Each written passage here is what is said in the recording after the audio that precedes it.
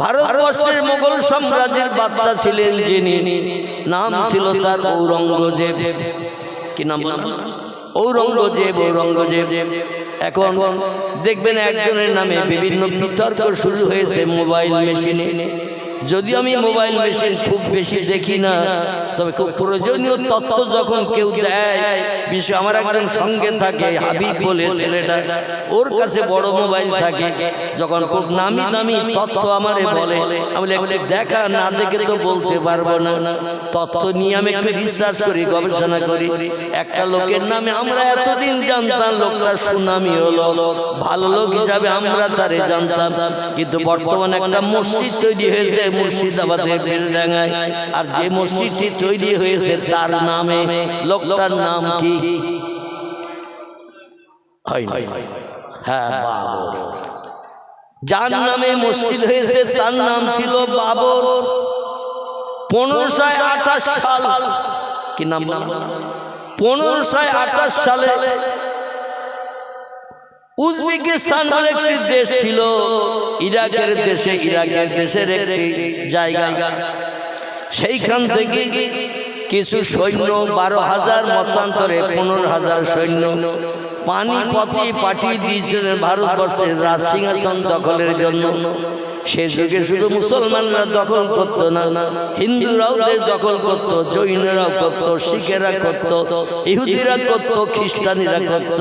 আর খ্রিস্টানরা আমাদের দেশ 300 বছর দখল করে রেখেছে, আমরা তো তার বাস্তব প্রমাণ। ঠিক বললাম না ভুল বললাম? ইংরেজরাও সে যুগে দেশ দখল করত, কারণ ব্রিটেন থেকে এই দেশে এসেছিল দখল করার উদ্দেশ্য নিয়ে। তবে দেশের জনগণকে ফেভারিটি করার জন্য বলছে আমরা একটু ব্যবসা করব তোমাদের দেশে। ইংরেজদের মগজে জ্ঞান খুব বেশি, আগে বলেছি না? বলে তাম পৃথিবীকে এখন দাবিয়ে রেখেছে যারা, তারা হলো ইংরেজি শিক্ষিত ব্যক্তি। ওদের ভিতরে 100-র ভিতরে 100 জন শিক্ষিত, 1000-এর ভিতরে 1000 জন শিক্ষিত, 1 লক্ষের ভিতরে 1 লক্ষ জন শিক্ষিত। একটা মূর্খ ওদের দেশে পাওয়া যায় না। আর আমাদের দেশে শিক্ষিত খুঁজতে গেলে 90 জন মূর্খ, 10 জন শিক্ষিত। ঠিক বললাম না ভুল বললাম? 2-1 জন কম বেশি হবে। 10 জন শিক্ষিত, 90 মূর্খ। আর মূর্খরা ফতোয়া দেয় বেশি। ঠিক বললাম না ভুল বললাম? আমার কথায় যদি আপনার ব্রেন মগজে অ্যাডজাস্ট না হয়, আমার মগজের জ্ঞানটা সংশোধন করে দেবেন। তবে আমি টপকে সংশোধন হব না, আমার মাল যত সময় আছে তত সময় চালাবো। তারপরে যখন চালাতে পারবো না তখন আপনার কথা মেনে নেব। বোঝা গেল? যোগ করে বলেন হুজুর এটা ঠিক না, আমি তখনই মেনে নেব না। আমার মগজের মালগুলো আগে ঝাড়বো, ঝেড়িয়ে যদি আপনি কেটে দেন তখন আমার বাধ্য হয়ে মেনে নিতে হবে, আমি তখন মেনে নেব। এটা ওয়াদা করছি। আমার ভাইরা, 1528 সাল 12 মতান্তরে 15,000 সেনা পাঠিয়েছিলেন ভারতবর্ষের রাজ সিংহাসন দখলের জন্য। দেশটির নাম ছিল উজবেকিস্তান। কি নাম বললাম? উজবেকিস্তান বলে এখনো দেশ আছে, আগে ছিল, এখনো আছে। এই দেশে ফরগানা নামে একটা গ্রাম ছিল, গ্রাম। কি নাম বললাম? যেমন বসিরহাট থানা খিদিরপুর গ্রাম, বসিরহাট থানা কঠুর গ্রাম, বসিরহাট থানা লক্ষণকাঠি গ্রাম। ওই রকম উজবেকিস্তান শহরের পার্শ্ববর্তী একটি গ্রাম, গ্রামটির নাম হলো ফরগানা। যদি বলেন হুজুর প্রসাদ কোন বই থেকে তথ্য দিচ্ছেন, বইটার নাম একটু বলি। বইটির নাম হলো দ্য ওল্ড ইন্ডিয়ান হিস্ট্রি। লেখকের নাম ডক্টর পি হিউট। কি নাম বললাম? লেখকের নাম হলো ডক্টর পি হিউট, বিখ্যাত একজন ইংরেজ সাহিত্যিক, যিনি অনেকগুলো বই লিপিবদ্ধ করেছেন। যারা অনেক বই লেখে এদের সাহিত্যিক বলা হয়। আর যারা কবিতা লেখে তাদের কি বলা হয়? কবিতা লেখে যারা কবি বলা হয়। আর যারা পুস্তক লিপিবদ্ধ করে এদের সাহিত্যিক বলা হয়। তো যাই হোক, এই সাহিত্যিক ছিলেন যেমন আমাদের ভারতবর্ষের সুনামী সাহিত্যিক বঙ্কিমচন্দ্র চট্টোপাধ্যায়। নাম শুনেছেন? বঙ্কিমচন্দ্র ইনি আনন্দমঠ বলে একটা বই লিখে ভারতবর্ষের হিন্দু ভাইদের কলিজার টুকরা নয়নের মণি হিসেবে খেতাব পেয়েছে। ইংরেজদের সুনাম করল জনমন গণ মন অধিনায়ক জয় হে ভারত ভাগ্য বিধাতা। পাঞ্জাব সিন্ধু গুজরাট মারাঠা দ্রাবিড় উৎকল বঙ্গ, মানে ইংরেজরা রাজত্ব করছে, তাই ইংরেজদের সুনাম করেছে বঙ্কিমচন্দ্র চট্টোপাধ্যায়। ইংরেজদের আমরা এখন ভারতবর্ষে হিন্দু মুসলমান চক্ষু বেড়ি দেখি, কিন্তু রবীন্দ্রনাথ তাদের সুনাম করেছিল যাতে হিন্দুদের সঙ্গে দ্বন্দ্ব ফাসাদ না বাঁধায়, হিন্দুদের উপর অত্যাচার না করে। তাই হিন্দুদের ঘরে ছেলে ওদের সুনাম করল জনগণ মন অধিনায়ক জয় হে। এ জনগণের অধিনায়ক, আপনার জয় হয়, আপনার ভাগ্য খুলে যাক, ভারত ভাগ্য বিধাতা, ভারতের ভাগ্য বিধাতা আপনি। যাই হোক, আমি ওদিকে খুব বেশি লম্বা বলে আমি আসল বক্তব্যে যেতে পারবো না, মাঝখানে আবার শেষ করিয়ে যাবে, মানে বক্তা এসে যাবে, 9টায় আমার টাইম শেষ। আজকের একটু ক্লান্ত আছি, খুব লম্বা গাটা টানবো না, আমি 9টার ভিতরে ছেড়ে দেবো ইনশাল্লাহ, বক্তা এসে গেলে। তো যেটা বলতে চাচ্ছি সেটি হলো হিন্দু মুসলমান আমরা ইংরেজদের চক্ষু বেরিয়ে এখন দেখতে পারি না, কারণ ভারতবর্ষের সমস্ত নামি দামি সম্পদগুলো এদেশের রাজত্ব চালানোর নাম করে সম্পদগুলো সব লুট করিয়ে নিয়ে ইংল্যান্ডে নিয়ে চলে গেছে। এমন করে সুনামি ও রাজমুকুট, কোহিনূর মুকুট, কোটি কোটি কোটি কোটি টাকা দাম, সেটা নিয়ে চলে গেছে ওদের দেশের মিউজিয়ামে এখনো রেখে দিয়েছে। এবং আকবর বাদশার আমলে ছিল নামি দামি শ্বেত পাথর এবং কোষ্টি পাথর, নামি দামি পাথর ছিল যার কোটি কোটি কোটি কোটি টাকা দাম, সব নিয়ে ওদের দেশে চলে গেছে। দিল্লিতে যে কিছুদিন আগে একটা বোমা বাস্ট হলো না দিল্লিতে, জামে মসজিদের আগে, ওটার নাম কি? দিল্লি জামে মসজিদের আগে যে বিরাট উঁচু করে প্রাচীতে গড়া বাদশাহ শাহজাহান সেখানে বসে রাজত্ব পরিচালনা করত, নাম বলতে পারছে না, লাল কেল্লা। লাল কেল্লা কি নাম? লাল কেল্লার ভিতরে কোটি কোটি কোটি কোটি টাকার সোনা দানা হীরা জহরত দামি দামি জিনিস সব সংরক্ষিত ছিল, সব নিয়ে চলে গেছে, কিচ্ছু নাই। ওদের কাজ ছিল দামি দামি সম্পদ লুট করে নিয়ে যাওয়া। ভারতবর্ষের উচ্চ শিক্ষিত একজন ব্যক্তি ইতিহাসে লিখেছে, ইংরেজরা চিনির পানিও খেয়েছে, রুটিও খেয়েছে, খেয়ে ওরা মালা পর্যন্ত নিয়ে গেছে, শুধু ছোবড়া শুকনোগুলো রেখে চলে গেছে। মানে একটা ডাব বা নারকেল, নারকেলের মালার ভিতরে পানি থাকে না, এদেশের সম্পদের পানিগুলো খেয়েছে। তারপরে নারকেলের গায়ে শ্বাস থাকে না, শ্বাসগুলো বার করে খেয়েছে, মালাগুলো পর্যন্ত নিয়ে ব্রিটেনে চলে গেছে। আর শুধু গায়ের যে ছোবড়া, যা চিবিয়ে কেউ খেতে পারবে না, রসটা কিচ্ছু নাই, শুকনো ঝুনো নারকেলের ছোবড়া, ওতে রসটা পাওয়া যাবে চিবালি, ওই ছোবড়াগুলো শুধু রেখে গেছে, সম্পদ আর কিছু নাই। 290 বছর ধরে এই মাল শুধু গোছানোর চিন্তা ভাবনা নিয়েছে। ভারতবর্ষের কিছু উচ্চ শিক্ষিত হিন্দু ছেলে, মুসলমানের ছেলে, জৈন, শিখ, বৌদ্ধ, চৈতন্য সব ধর্মাবলম্বীরা, ওদের বিরুদ্ধে সোচ্চার হয়েছিল। কিন্তু দুর্ভাগ্য, মুসলমানদের ভিতরে কবি নাই, মুসলমানদের ভিতরে সাহিত্যিক নাই, মুসলমানদের ভিতরে কবি নাই, মুসলমানদের ভিতরে লেখক নাই। তাই মুসলমানেরা যে ওদের সঙ্গে বিপ্লব করে প্রাণ দিয়েছিল আগে, এই নামগুলো সব পুস্তক থেকে এখন উচ্চ হয়ে গেছে। এখন শুধু হিন্দু বন্ধুদের নাম হয়।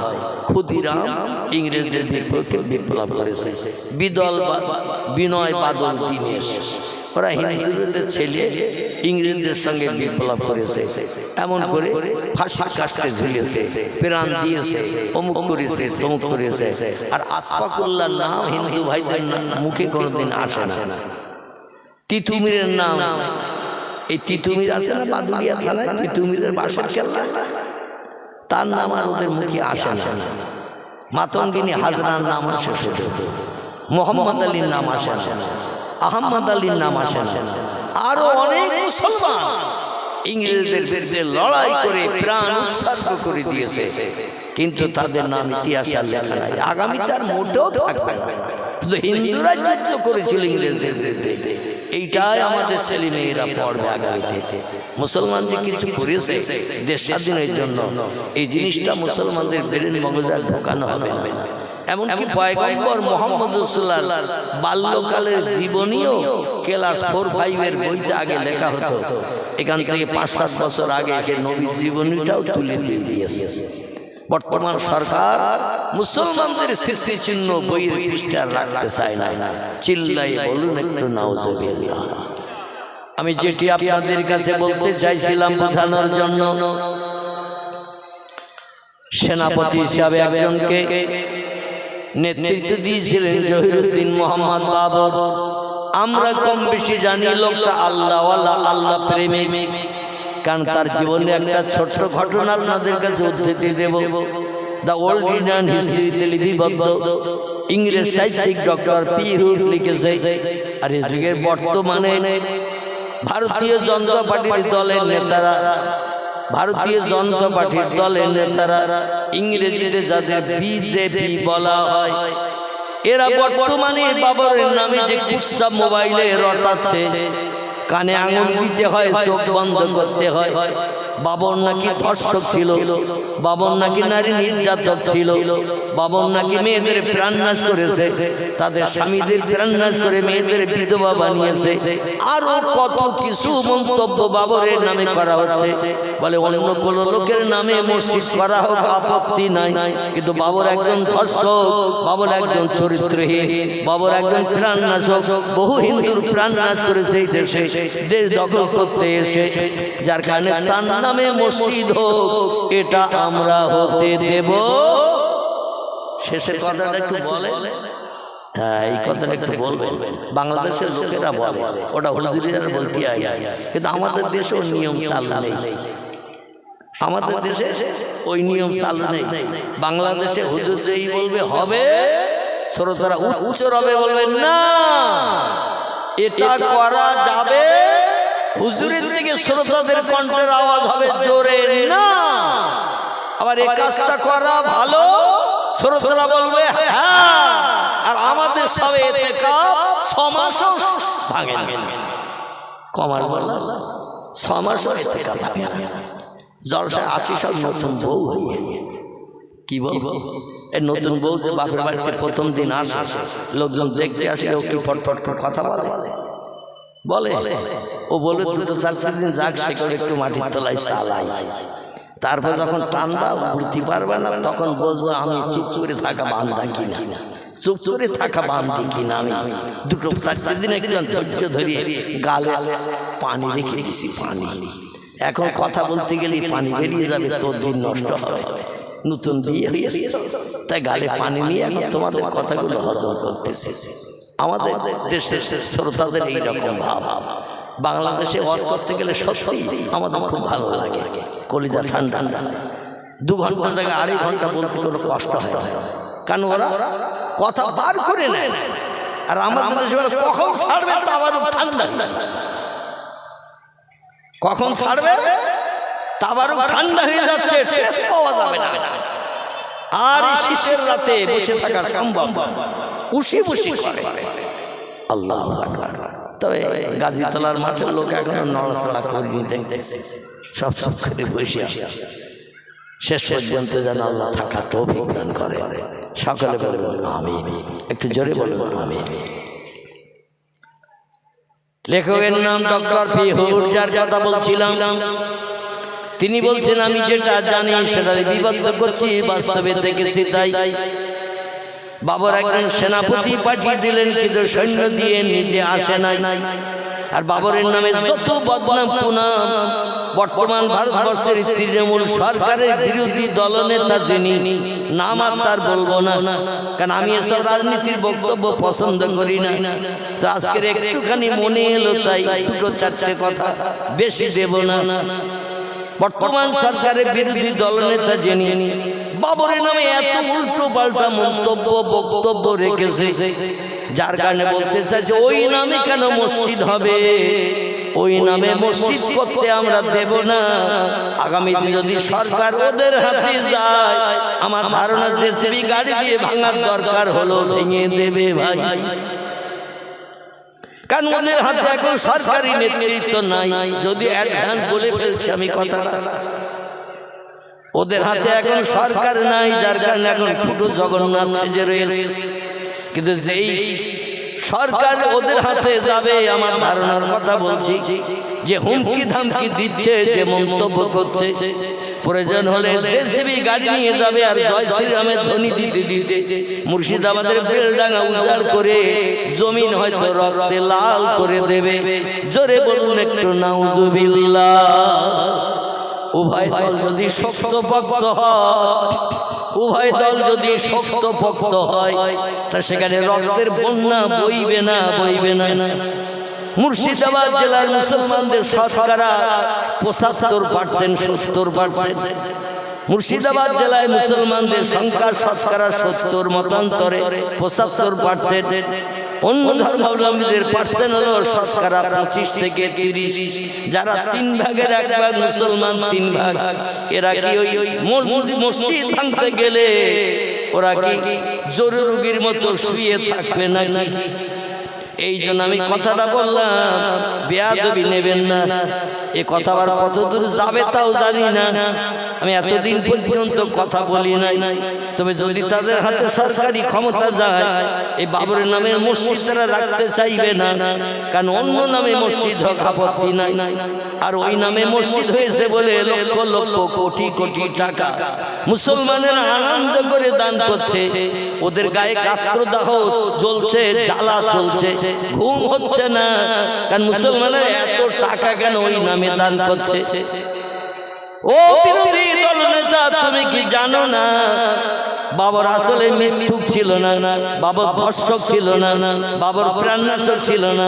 তিনি আসেননি যুদ্ধ করতে, যুদ্ধ করতে ছিল তার প্রধান সেনাপতি, নাম ছিল তার মীর মোহাম্মদ বাকি। কি নাম বললাম? মীর মোহাম্মদ বাকি তার নাম। এই লোকটি শুধু 5 ওয়াক্ত নামাজি ছিল না, এ রাতের বেলা ঘুম কামাই করে বিবি বাচ্চা দুর্ভিক্ষ স্থানে ফেলে রেখে এসেছিল। বিবি বাচ্চার সঙ্গে আনে নাই, বিবির পাশে রাতের বেলা ঘুমায়নি, বিছান সজ্জায় শয়ন করে গোবর সাবের মতো নাক দিয়ে ফসফস করে আওয়াজ তুলিনি। এ রাতের বেলা তাহাজ্জুদের নামাজ পড়তে আর বলতো, আল্লাহ অল্প কিছু সেনা এনেছি উজবেকিস্তানের ফরগানা থেকে, আর আমরা এসেছি পানিপথে নৌকা যোগে, লঞ্চ যোগে। আর যে দেশের রাজ সিংহাসন দখল করতে এসেছি, সে দেশের জনগণ সব ড্যাঙায় বাস করে, জমিনে। আর আমরা এসেছি সব পানিপথে, পানিপথে। ড্যাঙায় যারা থাকে আর পানিতে যারা থাকে, শক্তি পায় বেশি কারা? ডাঙায় যারা থাকে এরা তো শক্তি পায় বেশি, যখন তখন যে কোনো দিকে যে আক্রমণ করতে পারবে না, পারবে না। আর পানিতে যারা থাকে, ওই পানি ছাড়া তো অন্য দিকে ওরা যেতে পারবে না। আর সাগর তো এইরকম কুকুরের মতো চতুর্দিকে করা নাই। সাগর একটা এদিক ওদিকে লম্বা, এদিক ওদিকে লম্বা। ঠিক বললাম না ভুল বললাম? সাগর লম্বা হয় পূর্ব পশ্চিমে, নইলে উত্তর দক্ষিণে, এইরকম লম্বা হয়ে থাকে। পুকুরের মতো এইরকম গোলাকার নয়, যার কারণে যে কোনো দিকে যে যুদ্ধ করার সুযোগ নাই। আল্লাহর কাছে হাত তুলে রাতের গভীরে 6 রাকাত তাহাজ্জুদের নামাজ আদায় করে তিনি আল্লাহর ডেকে বলতেন, আল্লাহ আমরা ইমানদার মুমিন মুসলমান সংখ্যায় নগণ্য, তবে বদরের যুদ্ধে মুসলমানদের সৈন্য ছিল 313, ওহদের যুদ্ধে মুসলমানদের সৈন্য ছিল 1000, মুতার যুদ্ধে মুসলমানদের সৈন্য ছিল 6000। এমন করে আরো আরো যুদ্ধ যেগুলো ছিল, তবুকের যুদ্ধ ছিল, মুসলমানদের সৈন্য ছিল 8000। কিন্তু মুসলমানরা যুদ্ধ করে লক্ষ লক্ষ সেনাদের সঙ্গে মোকাবেলা করে 23টা যুদ্ধে একটা না জয়ী হয়েছে। জোরে বলুন একটু সুবহানাল্লাহ, নারায়ে তাকবীর। ইতিহাসে আছে না নাই মুসলমানদের যুদ্ধের কথা? ইতিহাসে আছে না নাই?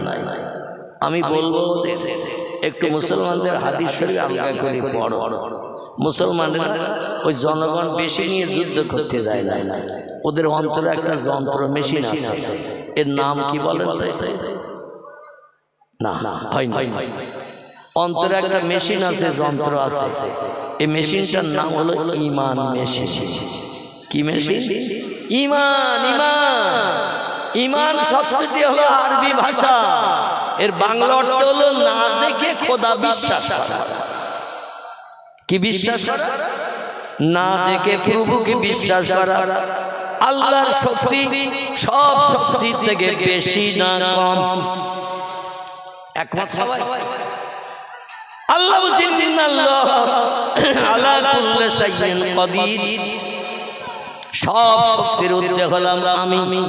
আমার মতো ক্ষমতা অতীতে কারো ছিল না, বর্তমানে কারো নাই, ভবিষ্যতেও কারো হবে না। না না, আমার উপরে যদি বিশ্বাস পাকাপাকি করে নিতে পারো, সোনা গালিয়ে দেখবেন যখন পাকা করে 24 ক্যারেট হয়।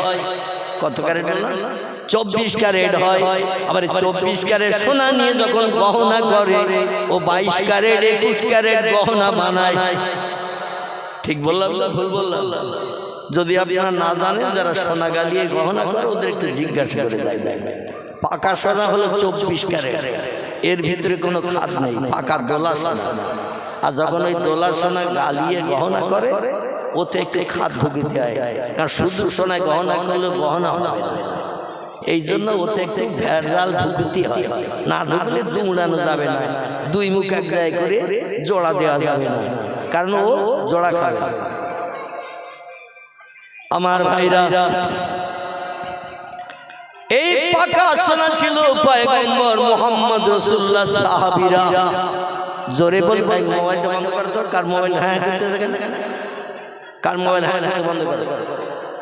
আমার ভাইরা, বিশ্ব নবীর সাহাবারা হিজরতের 8 সালে নবীজির সঙ্গে মক্কা শরীফে বিদায় হজ করতে এসেছিলেন 1,25,000-এর মতো।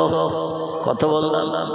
1,25,000-এর মতো মুসলমান নবীজির সঙ্গে বিদায় হজ করতে যাচ্ছিল আরাফাতের মাঠে। আল্লাহ নবী বিদায় হজ করে ইন্তেকাল করেছিলেন। সাহাবী যারা ছিল পাক্কা মুসলমান, এদের নিয়ে আবু বকর সিদ্দিক, ওমর ফারুক, ওসমান গনি, আলী মুর্তজা, এরা পরস্পরায় ওদের নিয়ে পৃথিবীর বিভিন্ন দেশ দখল করেছে। মুসলমানরা অর্ধেক পৃথিবীর বাদশাহিত্ব পেয়েছে এই পাক্কা ইমানদার মুসলমানদের দিয়ে যুদ্ধ করিয়ে।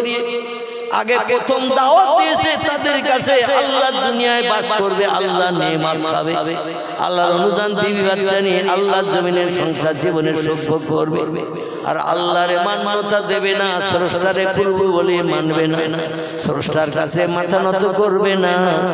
এটা যারা করতো না তাদের কাছে মুসলমানরা প্রথম কলেমার দাওয়াত দিতে এসেছিল। লা ইলাহা ইল্লাল্লাহু মুহাম্মাদুর রাসূলুল্লাহ। নবীজি তার জামানায় সাহাবীদের এইভাবে কলেমার দাওয়াত মিশরে পাঠিয়েছেন, সিরিয়ায় পাঠিয়েছেন, কুফায় পাঠিয়েছেন, বসরায় পাঠিয়েছেন, ইরাকে পাঠিয়েছেন, ইরানে পাঠিয়েছেন, দামেস্কে পাঠিয়েছেন, জর্ডানে পাঠিয়েছেন, তুরস্কে পাঠিয়েছেন, বিভিন্ন দেশে আল্লাহ নবী সাহাবীদের দিয়ে চিঠি পাঠিয়েছেন। আল্লাহ দুনিয়ায় বাস করছো, আল্লাহ নেয়ামত খাচ্ছো, আল্লাহর অনুদান বিবি বাচ্চা নিয়ে সংসার জীবনে সুখ ভোগ করছো, আল্লাহর জমিনে চাষবাস করে ফসল উৎপন্ন করে জীবন ধারণ করছো। যে আল্লাহ এত কিছু বানিয়ে দিয়েছে তোমাদের কল্যাণের জন্য, সে আল্লাহর কাছে একটু সেজদায় পতিত হয়ে মাথা নত করো। যারা চিঠিগুলো ছিঁড়ে পায়ের তলায় দবিয়ে মারিয়ে চিঠির মর্যাদা নষ্ট করে দিল, নবীজির নামের একটা স্টাম্প লাগানো ছিল মুহাম্মাদুর রাসূলুল্লাহ।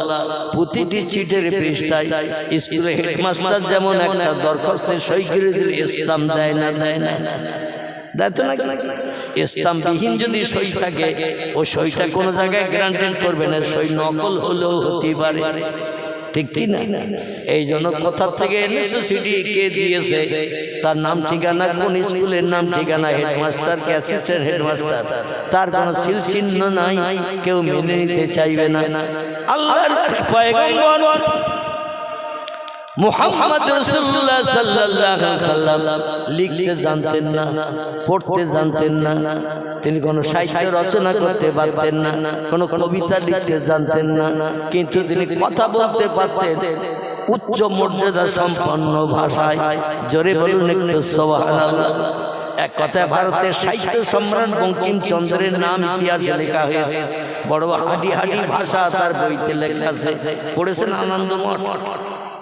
কে কে পড়েছেন একটু হাত তুলেন তো দেখি। আল্লাহু আকবার। এই বই না পড়লে ভাষা শিখতে পারবে না কেউ। মানে বাংলা ভাষার যে কত দামি দামি হাডি হাডি শব্দ আছে, এই সাহিত্যিক বঙ্কিমচন্দ্র চট্টোপাধ্যায় তার আনন্দমঠের ভিতরে লিপিবদ্ধ করেছে।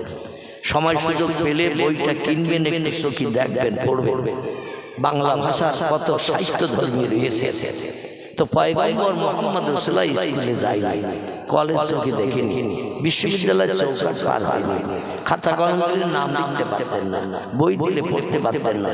কিন্তু আল্লাহ আসমানি জ্ঞান যদি তারে দেয়, তাহলে আর পড়াশোনার দরকার হয় বলে মনে হয়, আর দরকার আছে বলে মনে হয়। এমন এমন ভাষা নবী বলে দিতেন। নবী শুধু ভাষা বলে দিতেন না, তিনজন লেখক কাতেব তারা চিঠি লিখত। কজন নাম বলেন তো তিনজনের? এই তিনজন মানুষ চিঠি দিয়ে ভাষায় লিখতেন, নবী ভাষাটা বলে দিতেন। তারা নিজেরা ভাষা তৈরি করে লিখত না, নবী যেটা লিখতে বলতেন তারা সেই ভাষাগুলো লিখত। কেন? লেখনির ক্ষমতা ছিল। আল্লাহ নবী লেখনির ক্ষমতা ছিল না, তবে ভাষা ছিল উচ্চঙ্গের। জোরে বলুন একটু সুবহানাল্লাহ। একজনের নাম আবু তালেবের বেটা হযরত আলী। কি নাম বলেন? আলী মুর্তজা, ফাতেমার স্বামী। ইনি ছিলেন কাতেব, লেখক। নবী যখন বলতেন কোন ভাষা বিদেশের কাজে চিঠি পাঠানোর জন্য, আলী সামনে থাকলে আলীরে বলতেন লেখো। আলী যখন সামনে থাকতো না, আল্লাহ নবী এই তিনজন আরেকজন যদি সামনে থাকতেন, তারে বলতো, ও বাবা সালমান ফার্সি, তুমি আসো নাকি বাবা? সালমান ফার্সি পিছন দিক থেকে হাত উঠিয়ে বলতেন, না ইয়া রাসূলুল্লাহ। যিনি তৌরাত জানতেন, জবুর জানতেন, ইনজিল জানতেন, সুরিয়ানি ভাষা, হিব্রু ভাষা, বিভিন্ন ভাষার আসমানি কিতাব তিনি পড়তে পারতেন, কিন্তু আরবি ভাষার দক্ষতা তার ছিল না। জোরে বলুন সুবহানাল্লাহ। কিন্তু তিনি লেখক ছিলেন, খুব সুনামীয় লেখক। নাম ছিল তার সালমান ফার্সি। ইনি ধর্মাবলম্বী, কলেমা পড়ার আগে ছিল অগ্নি উপাসক। আগুন পূজা করে স্রষ্টা বলে মান্যতা দিত। এখনো পৃথিবীতে কিছু ধর্মাবলম্বী আছে না নাই? আগুন সামনে নিয়ে পূজা করে বলে, আগুন তুমি হলে স্রষ্টা, তুমি সব পুড়িয়ে ধ্বংস করে দিতে পারো, তোমার মতো ক্ষমতা আর কারো নাই নাই নাই। তাই তুমি সব ক্ষমতার ঊর্ধ্বে, তাই তোমার স্রষ্টা বলে মান্যতা দেই। এই জন্য অগ্নি উপাসক মজুসি যারা এমন করে, এই আগুন পূজারী যারা, এরা আগুনে পড়ে না, মরণের পর কবরও দাফন হয় না। এরা মারা গেলে মাথায় দড়ি বেঁধে বাসে করে দুই মাথায় নিয়ে কাঁধে করে নিয়ে ফাঁকা মাঠে ফেলে দেয়।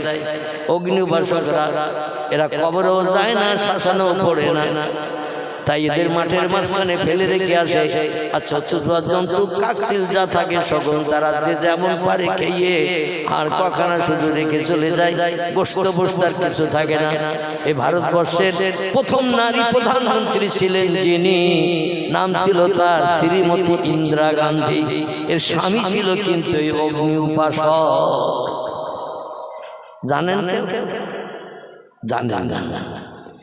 এই ইন্দিরা গান্ধীর স্বামী ছিল অগ্নি উপাসক। এর স্বামীর নাম ছিল ফিরোজ। ফিরোজ নামটা মুসলিম নাম না? ফিরোজ, ফিরোজ নাম। এই ফিরোজ গান্ধী বলা তো মহাত্মা গান্ধী তার বাবা জওহরলাল নেহরু মুসলমানের এই শিখ বিশেষ করে এই অগ্নি উপাসককে বিয়ে করার কারণে, ফিরোজ নামের ছেলেটারে বিয়ে করার কারণে জওহরলাল নেহরু মেয়েটারে মেনে নিতে চাইনি। বিয়ে করবি হিন্দু ছেলেকে, বিয়ে করবি খ্রিস্টানের ছেলেকে, বিয়ে করবি ইহুদি ছেলেকে, বিয়ে করবি বৌদ্ধ ছেলেকে, তো তুই কেন অগ্নি উপাসকের ছেলে বিয়ে করলি? মজুসি কেন তুই স্বামী হিসেবে বরণ করলি? তোর আর মেয়ে বলে মেনে নেব না। জাতির জনক মহাত্মা গান্ধী বলল, তুমি যদি মেনে না নাও আমি ওদের মেয়ে জামাই বলে মেনে নিচ্ছি। তাই ওই গান্ধীর নামে ফিরোজ গান্ধী নামকরণ করা হলো। ইন্দিরার নাম আর জওহরলাল নেহরুর নামে থাকলো না, ইন্দিরার নামও করা হলো ইন্দিরা গান্ধী। মানে ওই জাতির জনক মহাত্মা গান্ধীর নামে স্বামী স্ত্রী দুইজনের নামকরণ করা হলো। জোরে বলুন একটু মারহাবা। সুবহানাল্লাহ বলতেছেন নাকি? সুবহানাল্লাহ সব জায়গায় বলা যাবে না, একটু মারহাবা বলেন। মানে জাতির জনক তাদের মেয়ে জামা হিসেবে মেনে নিয়েছিল। তাই এই ফিরোজ ছিল অগ্নি উপাসক। বিশ্ব নবীর মহব্বতের সাহাবী, মদিনার দেশে বড় খেজুর বাগানের মালিক ছিল। এখনো তার বড় খেজুর বাগান আছে, তবে তিনি বেঁচে নাই। বংশ নসল 1450 বছর আগের বংশ নসল। এই সালমান ফারসি রাদিয়াল্লাহু আনহুর বংশ নসল এখনো বেঁচে আছে মদিনায়। তারা সেই খেজুর বাগানের রক্ষণাবেক্ষণ করে। আল্লাহ বেশি বেশি করে ফল দেয় সেই গাছে। জোরে বলুন একটু সুবহানাল্লাহ। বিখ্যাত অগ্নি উপাসক পূজারী ছিল সে। তৌরাতের পুরো জ্ঞান রাখতো, জবুরের পুরো জ্ঞান রাখতো, ইনজিলের পুরো জ্ঞান রাখতো। তবে তিনটি কিতাব এসেছে আখিরি জমানার পয়গম্বরের নাম তার ওমা মুহাম্মাদুন ইল্লা রাসূলুন। আল্লাহ কোরআনের 22 পারা সূরা আহজাবে নাম কোট করেছে, আমি মুহাম্মদ নামধারী একজন ব্যক্তিকে রাসূল করে, প্রফেট করে, মেসেঞ্জার করে, পথ প্রদর্শক, বার্তাবাহক, শান্তির অগ্রদূত, রাহমাতুল লিল আলামিন করে, দয়ার সাগর, করুণার আধার করে বিশ্ববাসীর মুখে হাসি ফোটানোর জন্য সর্বশেষ একজন মহামানব পৃথিবীতে পাঠালাম। তার নাম দিয়ে দিলাম মুহাম্মদ। কি নাম? অথর্ববেদের 8 নম্বর শ্লোক, 3500 বছর আগে বেদ লেখা।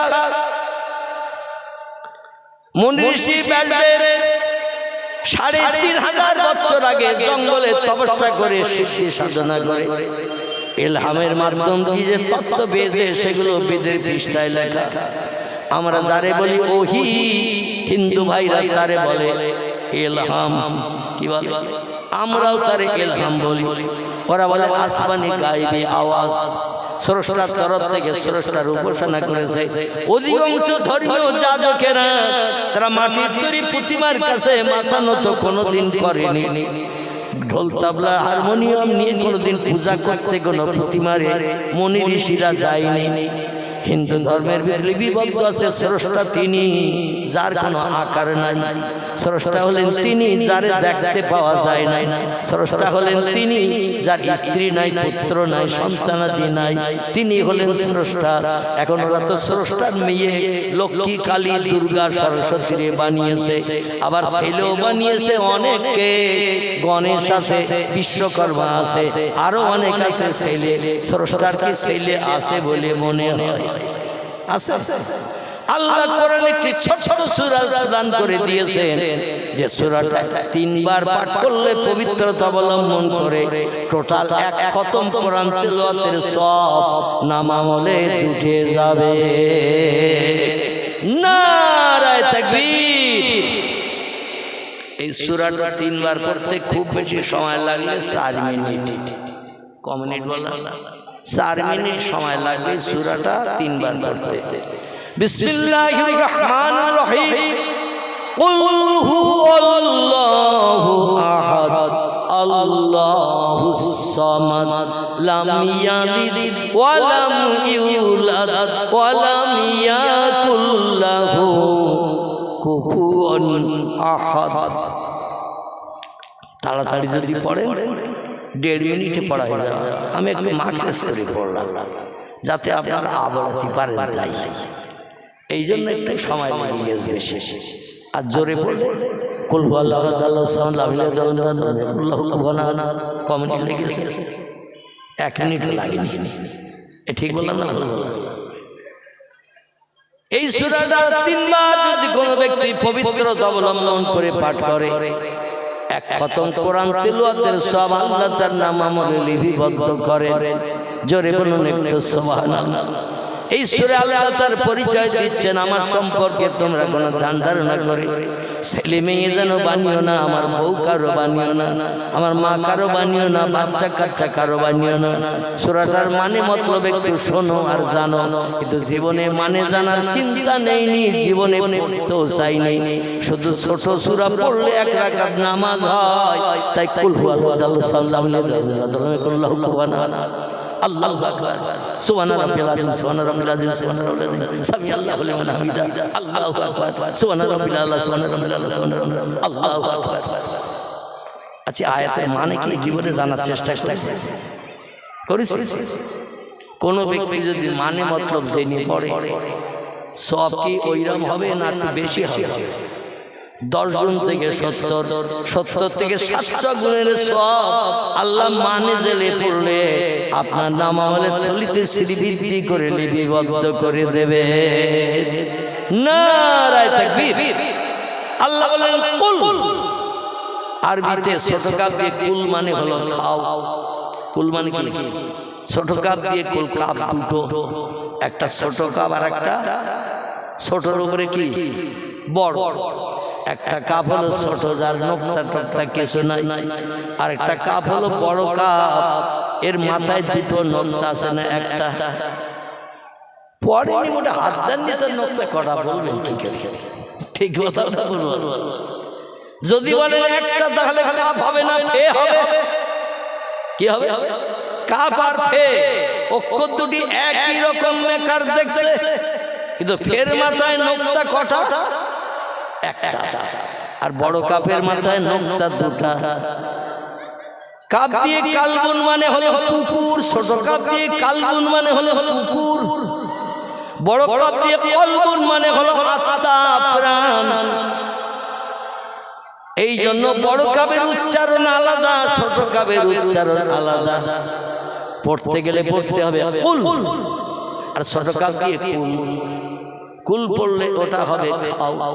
কুলু ওয়াশরাবু, আল্লাহ কোরআনে সূরা বাকারা বলেন কুলু তোমরা খাও, ওয়াশরাবু তোমরা পান করো। আর বড় কাপ দিয়ে যদি বলেন কুল, তখন আর কিন্তু ওই খাও আর মানে হবে না, তখন মানে হবে আমার হাবিব মুহাম্মদ আপনার উম্মতদের আপনি বলুন। কুল মানে হলো বলো, হু আল্লাহু আহাদ। যারা আমার সম্পর্কে বিভিন্ন ধ্যান ধারণা করছে, আমার বউ কজন, মা কজন, ছেলে কজন, মেয়ে কজন, জেনারেশন সূত্রে তো পৃথিবীতে এইভাবে মানুষ বেঁচে আছে, মারা যাচ্ছে, বেঁচে আছে, পরস্পর চলছে। এইরকম জেনারেশন কিন্তু তোমাদের মতো আমার নাই। জোরে বলুন সুবহানাল্লাহ। আমি অতীতে ছিলাম একা, বর্তমানে আছি একা, ভবিষ্যতেও থাকবো একা। আমার মা কোনদিন তোমাদের মার মতো মরবে না, আমার বাপ কোনদিন তোমাদের বাপের মতো মরবে না, আমার দাদা কোনদিন অতীতে মরে নাই, দাদি কোনদিন মরে নাই। আসলে ছিলই না তো মরবে কে? বুঝা যাচ্ছে? ছিলই না তা মরবে কে? আপনি বলে দিন আপনার উম্মতদের, যারা এই কাবা শরীফের ভিতরে 360টা মাটি পাথরের প্রতিমা সাজিয়ে রেখেছে, 22 হাত লম্বা, 22 হাত আড়, 22 হাত উঁচু, একটা চতুর্কোণা বিশিষ্ট বড় ঘর। আমাদের ঘর করা হয় কহাত। কথা বলেন তাড়াতাড়ি। কহাত ঘর করা হয় লম্বা, কহাত ফুটে জিজ্ঞাসা করে বললেন 12 ফুট। কি ঠিক বললাম? 12 ফুট লম্বা। আর ক ফুট বলে? 11 ফুট 10 ফুট আর। যদি বলে হাত, তাহলে বলতে হাত জোর করতে হবে। একটা ঘর আছে কাবা শরীফের চাতালে, এই ঘরটি 22 হাত লম্বা, 22 হাত আড়, আবার উঁচুতেও 22 হাত, 33 ফুট লম্বা, 33 ফুট আড়, 33 ফুট উঁচু। যেদিকে তাকাবেন মেকারাকি। এই ঘরটির নাম হলো কাবা বাইতুল্লাহ। জোরে বলুন একটু সুবহানাল্লাহ। এই বড় আকারের ঘরটি 3টে পাক দিয়ে হাজিদের উমরা করতে যারা যায় 7টা পাক দিয়ে ঘুরতে সময় লাগে 3.5 ঘন্টার মতো। কতটা বললাম? যারা হজ পাক করতে গেছেন উমরা করতে গেছেন আমার কথা একমত হতে পারবেন। আর যারা সোনার মক্কা মুকাররমা চোখে দেখেননি মনে মনে চিন্তা করে হুজুর আসাম থেকে বাড়ি যাওয়ার সময় 3 গ্লাস খেয়ে এসেছে। একটা 33 ফুট লম্বা ঘর 22 হাত লম্বা ঘর ঘুরতে আবার 3.5 ঘন্টা লাগে নাকি? এই মেনে নেবে কেউ?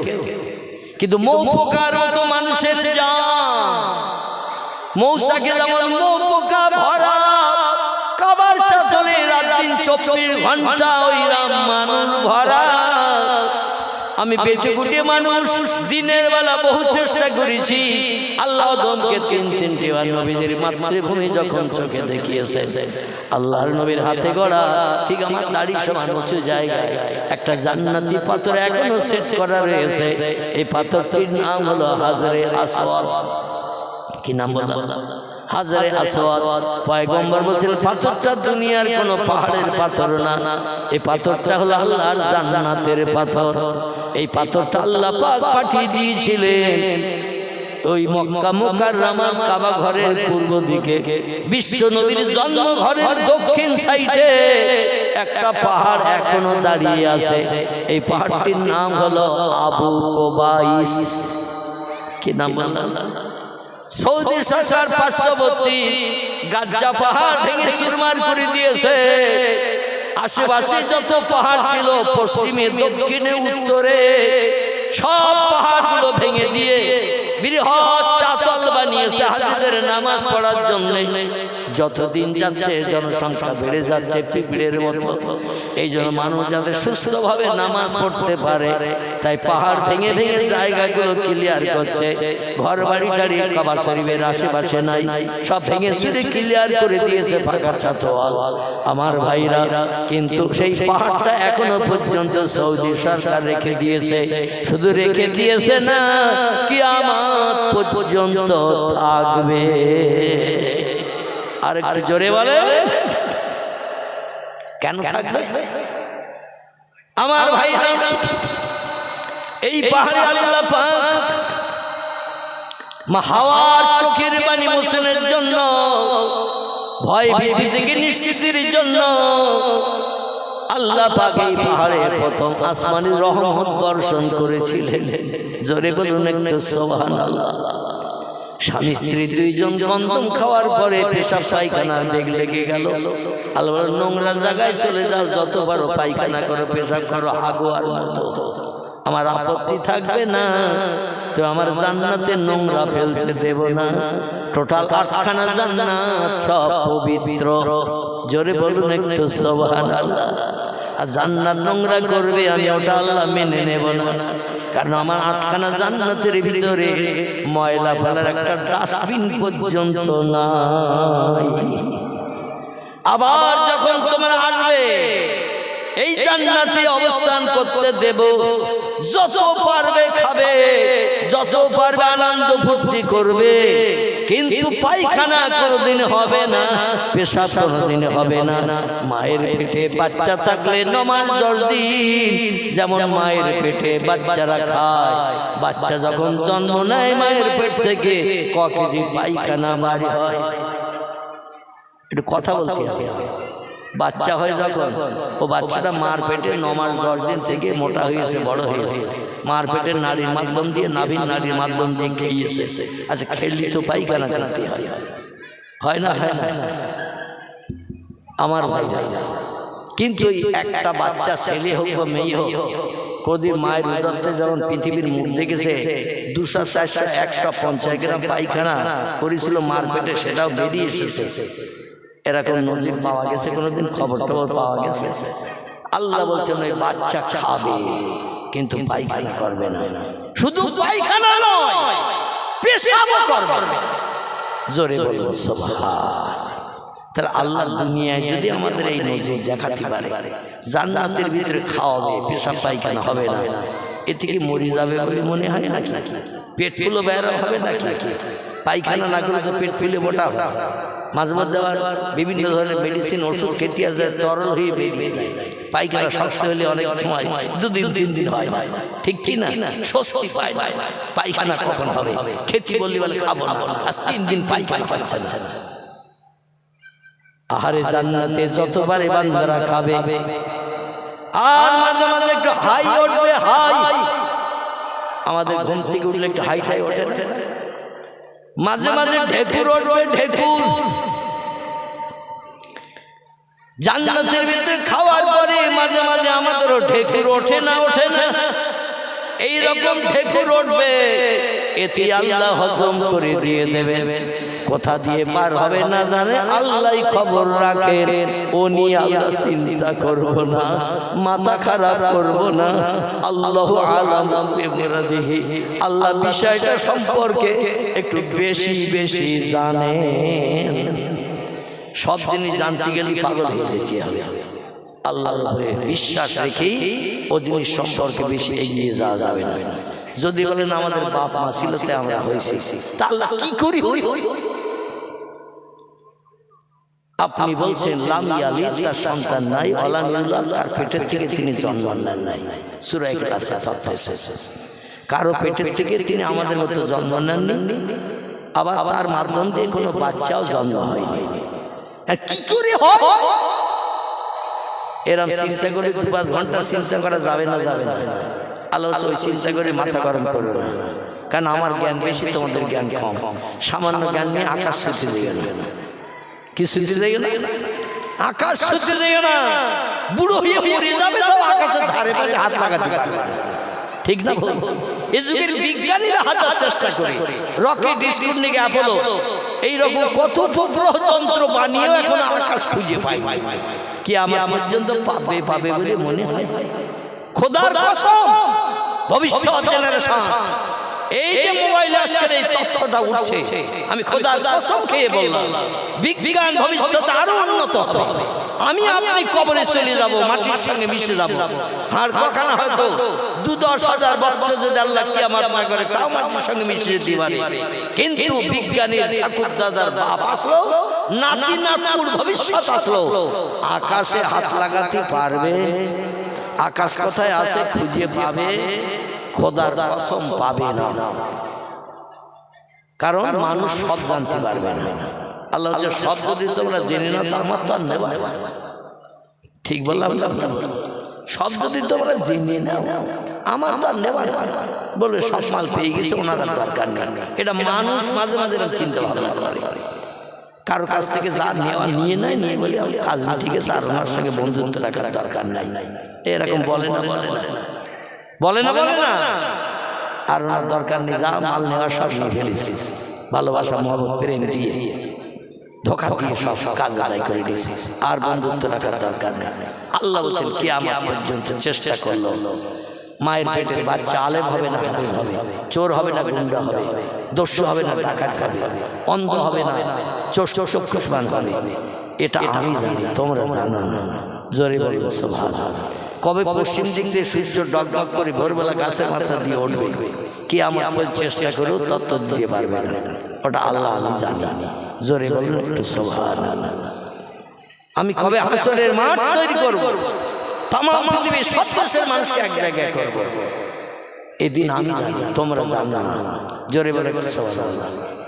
आमार भाईरा मानुष एई जोन्नो सब जानते पारबे ना, आकाशो खुঁজে पाबे ना। আসুন আমি যেখানে ছেড়ে এসেছি সেখানে চলে যাই, একটু মহব্বতে দরুদ শরীফ। আল্লাহুম্মা সাল্লি আলা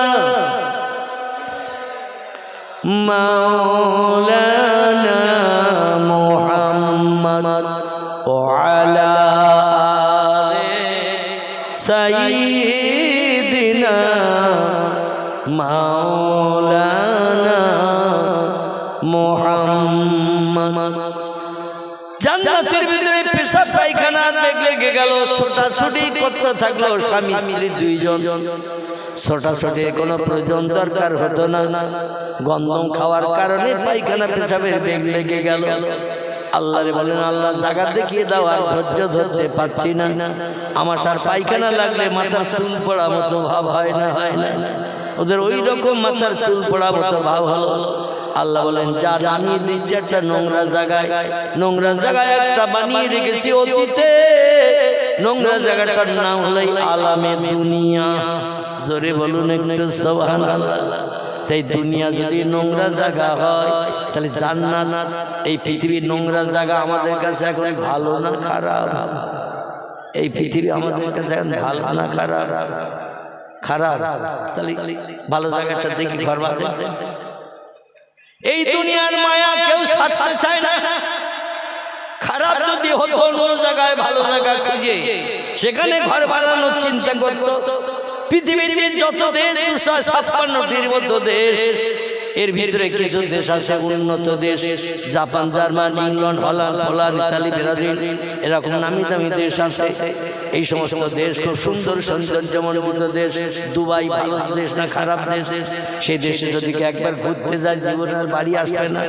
বলে রাস্তা ধার ট্রেনের পাশে শুয়ে থাকবে, তাও থাকবো, বাড়ি যেয়ে আর মশার কামড় খাবো না। কত সুন্দর সুন্দর দেশের জমিন পৃথিবীতে আছে। এই দুনিয়ার জমিন যদি আল্লাহর কাছে খারাপ হয় তা জান্নাতটা কত ভালো, একটু চিন্তা করলে মাথা ঘুরে যাবে ভাই। জোরে বলুন একটু সুবহানাল্লাহ। আল্লাহ বলেন পৃথিবীতে যাও, খুব সংক্ষেপ করে বলি, পৃথিবীতে যাও, যত পারো পেশাব পায়খানা করে স্বস্তি পাও। পেশাব পায়খানা সারলো,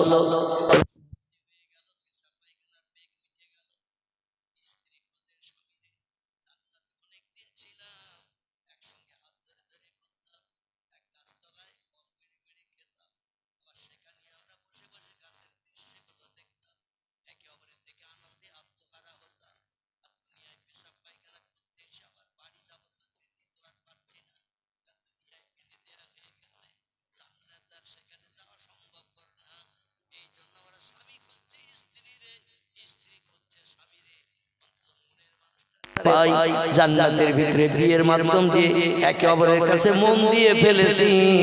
স্ত্রী স্বামীকে না দেখে আর থাকতে পারছে না, স্বামী স্ত্রীকে না দেখে থাকতে পারছে না। হুন্না লিবাসুল লাকুম ওয়া আনতুম লিবাসুল লাহুন্না। নারী হলো পুরুষের গায়ের পোশাক, পুরুষ হলো নারীর গায়ের পোশাক। ওয়া খালাকনাকুম আজওয়াজা, আল্লাহ বলেন আমি জোড়া করে তোমাদের বানিয়েছি সংসার জীবনের সুখ ভোগের জন্য, একে অপরের জীবনে দুঃখ দুর্দশা নিবারণের জন্য। স্বামী জীবনে দুঃখ নিবারণ করবে স্ত্রী, স্ত্রী জীবনে দুঃখ নিবারণ করবে স্বামী। এই জন্য আমি জোড়া করে পাঠিয়েছি। একটা যদি পাঠাতাম জীবন যৌবনে ক্ষুধা নিবৃত্তি হতো না, জীবনে স্বস্তি পেতে না, শান্তি পেতে না। কি জানো নাই, কি জানো নাই, কি জানো হারিয়ে গেছে, এইভাবে সারাটা জীবন কেটে যেত। ঠিক বললাম না ভুল বললাম? সারাটা জীবন কেটে যেত।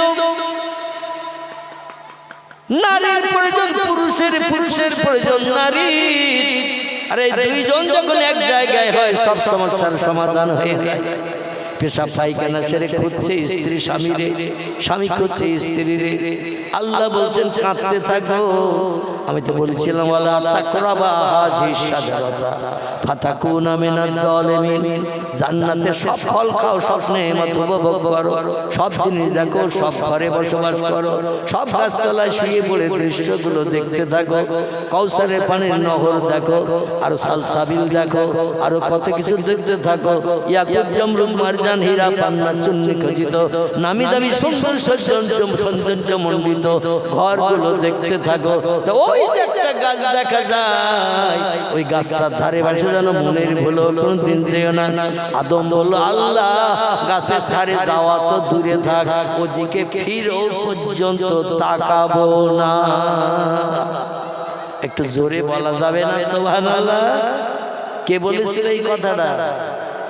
আমাদের জাত, আমাদের বাবা, পুরুষ পুরুষ আদম পয়গম্বর বলেছিল আল্লাহ ওই গাছের তলায় যাওয়া তো দূরে থাক, ফল খাওয়া তো দূরে থাক, তুমি নিষেধ করেছো যখন গাছের দিকে ফিরেও তাকাও না। বাড়ির মেয়েদের যদি বলে ঘরে সব জায়গায় ঘুরবি, আলমারি খুলবি, আরেঞ্চেস খুলবি, শোকেস খুলবি, সব খুলবি, তো খাটের তলার ওই দক্ষিণ পশ্চিম কোণের দিকে যেন উঁকি মেরে দেখতে নেই। স্ত্রীরা যদি বলে সব খুলবি, কম্বল টম্বল যা কিছু আছে সব খুলবি, বার করবি, ব্যবহার করবি, সব তোর জন্য আমি রেখেছি, অসুবিধা নেই। তা খাটের তলায় ওই দক্ষিণ পশ্চিম কোণের দিকে যেন উঁকি মেরে কোনোদিন ঘোড়ার মতো হামাগুড়ি দিয়ে তাকাবি না। আচ্ছা, স্বামী যদি বাড়ি না থাকে, নতুন হাট খোলায় যদি যায়, ও বউটা সেই সুযোগে হামাগুড়ি দেবে না, দেবে না। ও দক্ষিণ পশ্চিম কোণায় কি রেখেছে ওটা মেয়েরা দেখবে না, দেখবে না। বলে এখন তো বাড়ি নেই, আমি খাটের কাছে নিচে যাই, বলে কি দেখছিস? কিছু দেখছিস না, ধুলোবালি আছে কি খাটের তলায়? কোনোদিন নজর দিতে দেয় না বাড়িওয়ালা, বাড়ি থাকলে। আর যদি কোনোদিন পিঠের মোড়ে টড়ে যায়, ঘন্টা খানি আসতে দেরি হবে বাড়ি, ও একবার হামাগুড়ি দিয়ে বাচ্চার মতো ওই কোণার দিকে যাবে না, যাবে না। মেয়েদের যদি কোনো কাজে নিষেধ করে, কোনো কাজে যদি বারণ করেন, দুনিয়ার সব কাজ ওদের ধ্বংস হয়ে যাবে। ওইটা কখন দেখবে? খিদিরপুরের মার এদের বারণ করলে একবারও সাথে ফিরেও থাকে আদম নবীর মতো। কিন্তু আমাদের ন্যায় দিকের কথা বলছি, মেয়েদের যদি কোনোদিন বলে যে এইটা যেন করবি না, ওখানে যেন দেখবি না, ওখানে যেন তাকাবি না, ও বলে আমার আগে প্রথম কাজ হলো ওই। আদম গাছের দিকে ফেরে না, তাকায় না, গাছতলায় মোটে যায় না। যে গাছের দিকে ফেরে না সে যাওয়ার কোনো ব্যাপার হয় না। ফেরে না যখন, দেখে না যখন, মনের ভিতরে যাওয়ার কাজ আসবে না। বেকা হাতি আল্লাহ বানালেন হাওয়াকে, দেহের হাতের কোণই থেকে পোষা পর্যন্ত হাড় সোজা, কোণই থেকে কাঁধ পর্যন্ত হাড় সোজা, পায়ের হাঁটু থেকে পায়ের গোছ পর্যন্ত হাড় সোজা, গোছের থেকে কোমর পর্যন্ত হাড়, পায়ের হাঁটু থেকে কোমর পর্যন্ত হাড় সোজা, পিঠে মেরুদণ্ডের হাড় বেঁকা, পিঠে মেরুদণ্ডের হাড়। ঘুমিয়ে পড়িয়েছেন আপনারা? পিঠের মেরুদণ্ডের হাড় সোজা, বডিতে হাড় আছে বেঁকা, হাড় দুই পাঁজরের হাড়, নামি দামি পার্টস গুলো ঢাকা আছে একটু বেঁকা করা। এই পাঁজরের হাড়, ফুসফুস, এটা ওটা, দিল, কলকাবজা, প্রাণ, বাচ্চা টাচ্চা সব এর ভেতরে ঢাকা আছে কিনা? উপরে ঘামালে অন্তত এই বেঁকা হাড়ে লাগলে, খাঁচায় লাগলে ভেতরে যাতে না লাগে, লোকটা দম বন্ধ হয়ে যাতে না মরে যায়। আল্লাহ তো একটু বেঁকা হাড় দিয়ে কভারিং করে গেছে পাখির খাঁচার মতো। জোরে বলুন সুবহানাল্লাহ। আল্লাহ বললেন আদম ঘুরছে ফিরছে, বেড়াচ্ছে, খাচ্ছে, কিন্তু মুখে হাসি দেখা যাচ্ছে না। জিবরিল তুমি বলতে পারো এত সুন্দর ভালো মন্দ খাচ্ছে, দেখতেছে, বেড়াচ্ছে, ঘুমোচ্ছে, হাসে না কেন? জিবরিল বলছে আল্লাহ আমাদের তো কামলোভ দেননি, আদমের দেহের ভিতরে কামলোভ দিয়েছে, তাই কামলোভ নিবারণের জন্য ও নারী খুঁজে বেড়াচ্ছে জান্নাতের ভেতরে। কোনো মেয়ে ছেলে পাচ্ছে না, তাই মুখে হাসি পড়তেছে না। আল্লাহ বলেন সাদ্দাকতা, ঠিকই বলেছে। ওর দেহের ভিতরে কামুকতা দিয়েছে, প্রেম জ্বালা দিয়েছে, যৌবন দিয়েছে। আর যৌবন নিবারণের জন্য একটা নারীর দরকার, তাই জান্নাতে ঘুরে ঘুরে বেড়াচ্ছে আর খুঁজ দিয়েছে কোন দিকে নারী আছে, মেয়ে ছেলে আছে। এক কাজ কর, আমার জান্নাত তো আমি সুখের জায়গা বানিয়েছি, দুঃখের জায়গা বানাইনি। আর সুখের জায়গায় অসুখে হয়ে থাকবে, আমি আল্লাহ ওটা পছন্দ করি না। এই জন্য ও যখন ঘুমিয়ে পড়বে গাছতলায়, বেড়াতে বেড়াতে, ঘুরতে ঘুরতে যখন ক্লান্ত হয়ে যাবে, জান্নাতের ফিরফিরে ঠান্ডা হাওয়ায় যখন ঘুমিয়ে পড়বে নহরের ধারে, কৌসারের ধারে, তখন ওর বাম পাঁজরের একটা হাড় বার করে নিবি। বেটা ছেলে থেকে মেয়ে ছেলেদের হাড় একটা বেশি, সেটা হলো পাঁজরের হাড়। আদমের দেহের থেকে একটা পাঁজরের হাড় জিবরিল আমিন ঘুমন্ত অবস্থায় বের করে নিয়েছিল। যেমন আমি অধম, আমার অপারেশন করেছিল যেদিন, এই পাঁজরের কাঠির থেকে একবার কুস্কি পর্যন্ত পুরো ফেরিয়ে ফেলেছি। 3.5 ঘন্টা লেগেছিল কিডনি জুড়িয়ে আবার সেলাই দিতে, 3.5 ঘন্টা। আমি কিছুই খবর রাখিনি। তো আল্লাহ পাক আদমকে ওই রকম ঘুম পাড়িয়েছে অপারেশনের রোগীর মতো। অপারেশনের উপরের দিকে 3-4টে লাইট জ্বলতেছে, সুন্দর সুন্দর কালারিং লাইট, 4-5টা ঠিক এরকম মেকারে বড় বড় লাইট, ইনজেকশন টেকশন কিচ্ছু দেয় নেই, শুধু আমার স্টেশনে করে নিয়ে যেয়ে লাইটের তলায় নিয়ে গেছে। একটু মনে মনে ভয় ভয় লাগতেছে, কি ইনজেকশন দেবে কি করবে তার তো ঠিক নেই, কিডনি জড়বে বলে জামা কাপড় সব খুলিয়ে এখন ন্যাংটা কাপড় পরিয়ে এনেছে, মানে উপরে এক পর্দা তলায় এক পর্দা আর পুরো মাঝখান দিয়ে ফাড়া। যাই হোক ওদিকে বক্তব্য রাখার দরকার না, যেটা আমি বলছি সেটা হলো স্টেশনটা এনে লাইটের তলায় নিয়েছে, উপরে লাইট এইরকম একটা ফুলের মতো এরকম মেকার এরিয়া, তাতে 5টা বড় বড় লাইটের ফুল রয়েছে, এক এক রকম লাইট জ্বলতেছে। তা আমি বলি লাইট তো বেশ ভালো দেখাচ্ছে, এই দেখতে দেখতে কখন আমার আর খবর নেই, ইনজেকশন টেকশন কিচ্ছু দেয়নি, এমনি এমনি এমনি বেহুশ হয়ে গেছে। 3.5 ঘন্টা পরে বাইর করেছে, পুরো পেট ফেড়িয়েছে, একজনের আর পাশে পেট ফেড়িয়েছে, তার পেট থেকে কিডনি বার করেছে, আমার পেটে জুড়িয়েছে, আবার এই পেটের চামড়া এক জায়গায় করে 21টা সেলাই দিয়েছে, একেবারে পাঁজরের কাছ থেকে নিয়ে কুস্কি পর্যন্ত সেলাই দিয়ে স্টেশনে তুলে রেখে দিয়েছে। হুঁশ ফিরলে আমার আবার ওই কি এসি না কি ঘর বলে না, আইসিসি, ওই ঘরের নাম ভালো মনে আসে না, তো ওই ঘরের ভিতরে ঢুকতে নিয়ে যাবে হুঁশ ফেরার পর।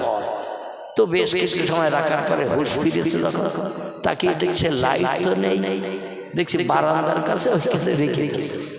তো সেখান দিয়ে আমি একটু নড়াচড়া করেছি, ওরা বলছে স্যার হুঁশ ফিরেছে, তাড়াতাড়ি নিয়ে যাও, আইসিইউতে নিয়ে যাও, নিয়ে নাকে অক্সিজেন দাও, ওর ইঞ্জেকশন বিভিন্ন জায়গায় চ্যানেল করেছে, আবার চ্যানেলের সঙ্গে মানে সেলাইন ঢুকিয়ে দাও, দেহের রক্ত তো অনেক বেরিয়ে গেছে, সেলাইন ঢুকিয়ে মোটামুটি ওর একটা সুস্থ করে নিয়ে চলে গেল।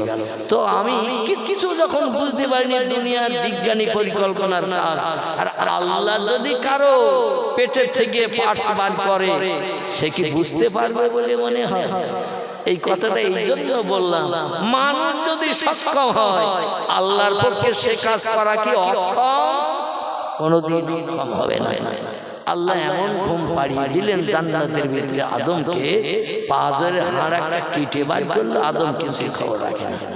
এই হাড় কেটে বার করে আল্লাহ শুধু বলে ইন্নামা আমরুহু ইযা আরাদা শাইআ, আমি যখন কোনো বিষয়ে কোনো হুকুম করি, কোনো কিছু তৈরি করার পরিকল্পনা ইচ্ছা প্রকাশ করি, আইয়াকুলা লাহু, আমার জবান দিয়ে শুধু একটু বলি কুন ফায়াকুন, সঙ্গে সঙ্গে সেটা হয়। আল্লাহ বলেন কাদামাটি দিয়ে বানিয়েছি পুরুষ, এবার নারী হ। আদমের বাম পাঁজরের হাড় থেকে হয়েছিল কি হিজড়ে, হিজড়ে হয়েছিল নাকি? কি হয়েছিল? নারী হয়েছিল, একটা নারী। আল্লাহ যা বলে তাই হয়, জোরে বলি একটু সুবহানাল্লাহ। এই নারীটি হলো ষোড়শী যুবতী, সুন্দরী, অস্পরা। আদমের চেহারা থেকে হাওয়ার চেহারা অতীব সুন্দরী করে আল্লাহ বানিয়েছিলেন কোন শব্দের মাধ্যমে? বর্তমান পৃথিবীতে আমরা লক্ষ্য করলে দেখতে পাই পুরুষের চেহারা সৌন্দর্য যতটা না বেশি, তার থেকে মেয়েদের চেহারা সৌন্দর্য পুরুষের থেকে বেশি না কম। আল্লাহ নারীর চেহারা পুরুষের থেকে বেশি সুন্দরী করে বানিয়েছিলেন বলে পৃথিবীতে এখনো সেই নিদর্শন চলছে, মেয়েরা ছেলেদের থেকে বেশি সুন্দরী হয়। জোরে বলুন একটু সুবহানাল্লাহ। ষোড়শী যুবতী সুন্দরী বানিয়ে জান্নাতের গাছতলায় বসিয়ে রেখেছেন হাওয়াকে। আদম কি অবস্থায় আছে? আদম ঘুমিয়ে আছে, ঘুমিয়ে না থাকলে তো হাত টেনে বার করতে জিবরিলের দেবে। কোনো ব্যক্তি যদি অবশ না হয় আর তার যদি পেট ফাড়ে, কিছু কাটতে যায়, ও ঝাড়া লাথি মারবে না? কি লাথি মারবে না, একা লাথি ডাক্তারের অপারেশনের শ্বাস আটকিয়ে দেবে। এই জন্য বেহুশ হয়ে গেলে কিছুই খবর রাখে না। আদম বেহুশ হয়ে পড়ে রয়েছে। আল্লাহ বললেন কোন ঘুম ভেঙে জিন্দা হ। রাসূল বলছেন আন-নাওমু আকুল মাউত, ঘুম হলো মরণের ভাই। জোরে বলুন সুবহানাল্লাহ।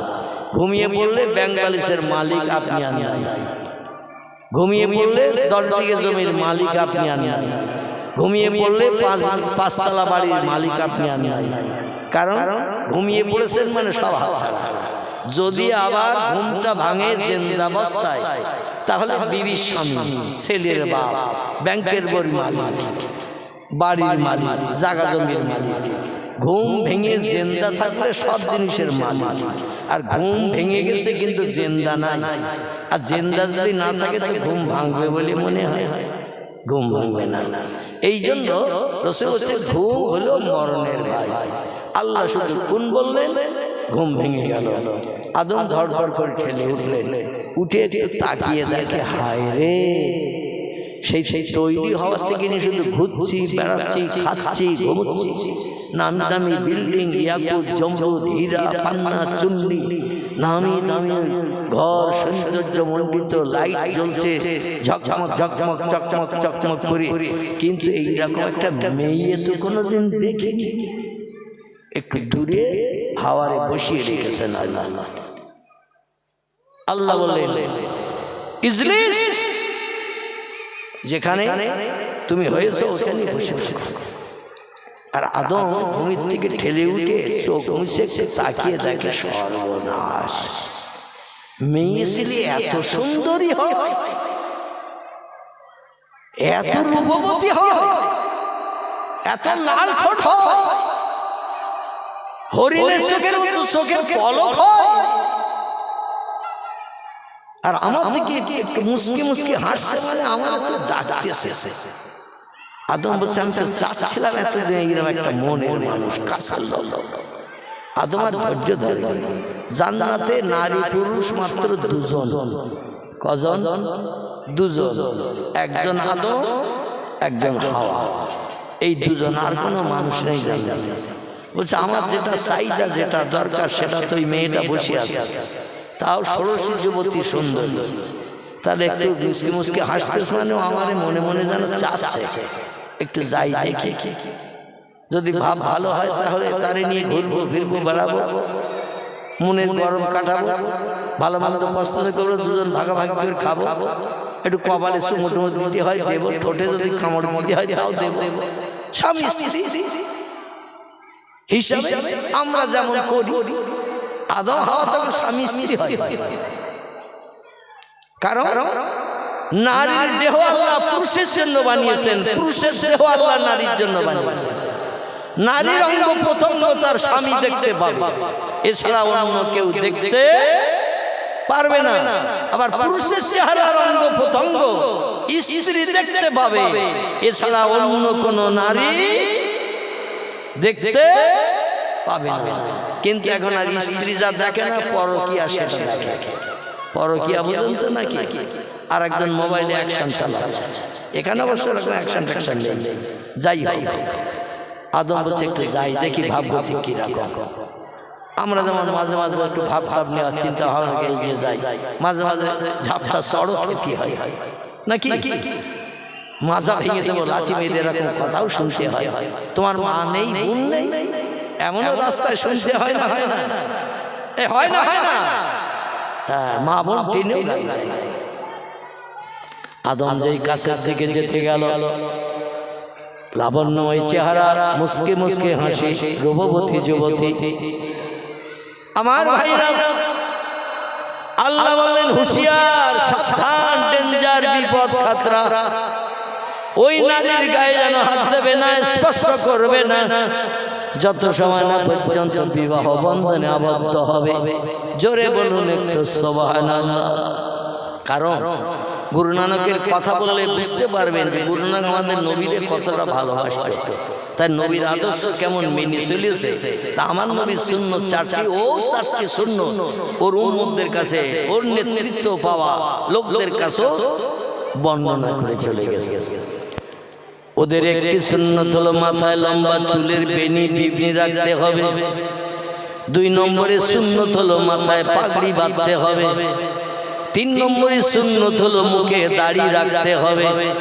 4 নম্বরে সুন্নত হলো 2 হাতে মেয়েদের মতো 2টো চুড়ি পরতে হবে। ইংরেজিতে যারে বালা বলা হয়, বালা একটু মোটা চুড়ি, কাঁচের নয়, স্টিলের কিংবা তামার। ওরা কে হ্যাঁ করতেছে,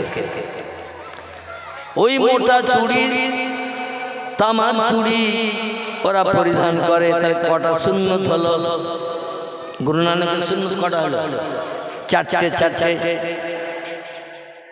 এই শিখ ধর্মগুরু গুরু নানক বলছেন, সাধু সমাজকারক ব্রাহ্মণ গাজী পীর ও কুতুবগণ অশেষ উপকার করাইতে পারবেন যদি তারা ইসলামের নবীর প্রতি একটু ভক্তি ভরে দরুদ শরীফ পাঠান।